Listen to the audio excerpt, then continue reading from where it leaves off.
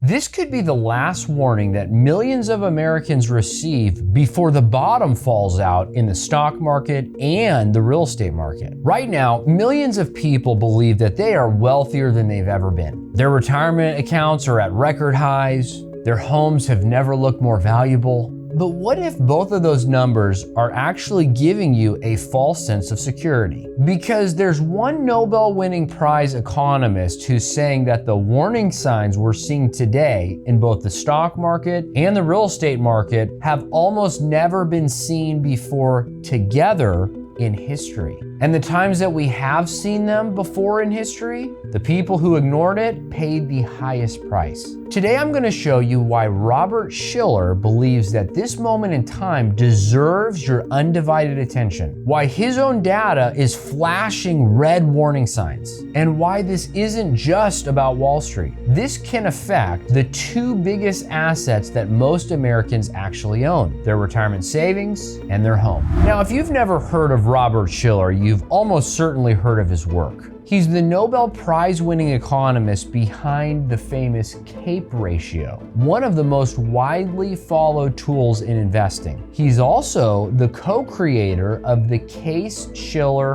Home Price Index, the benchmark in which many analysts use to measure homes across America. But more importantly, Shiller has a history of recognizing periods of significant optimism in markets. His book, Irrational Exuberance, warned of the dot-com bubble years before it happened. Later editions predicted the housing crisis that preceded the global financial crisis. That's why investors pay close attention to Shiller when he begins to talk about market valuations. One of Shiller's most closely watched indicators is the CAPE ratio. Unlike a traditional PE ratio or price to earnings ratio, it smooths earnings over a decade to remove short-term distortions. According to the data referenced in his analysis, the ratio recently climbed above where it was in 1929 before the crash of the Great Depression, and sits just below the peak of where we were at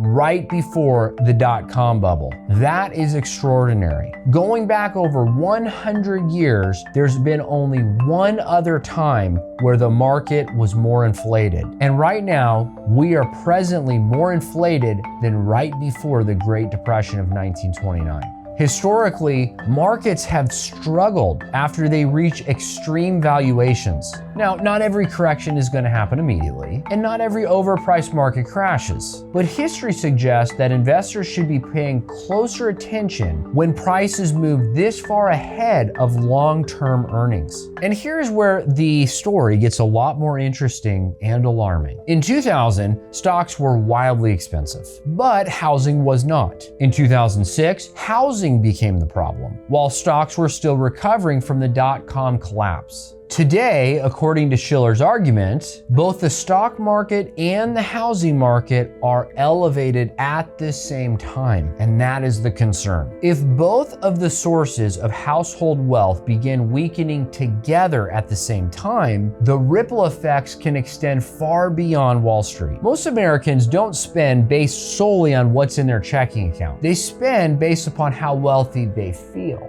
If your investment portfolio has grown, you feel more comfortable to spend. If your home value has increased, you feel more financially secure. Economists call this the wealth effect. Maybe you've heard of it, but that feeling can change quickly if asset values begin to fall. History shows us that when households feel less wealthy, they stop spending. Of course, businesses notice, hiring can slow, and the economic pressure can build. That's one reason why market downturns can affect much more than investment accounts. Now let's talk about housing. Shiller points to slowing growth in the Case-Shiller Home Price Index and argues that some metro areas, particularly parts of the Sun Belt and the West Coast, have already softened significantly after rapid pandemic-era gains. The key point is that not every housing market is behaving the same way. It's the national averages that can hide meaningful differences in your local market. If your retirement plan depends heavily on your home's value, your local market matters more than any national headline. Here's the part that many people overlook. If you're 35 years old, you are going to have decades to recover from a major market downturn. But if you're preparing to retire,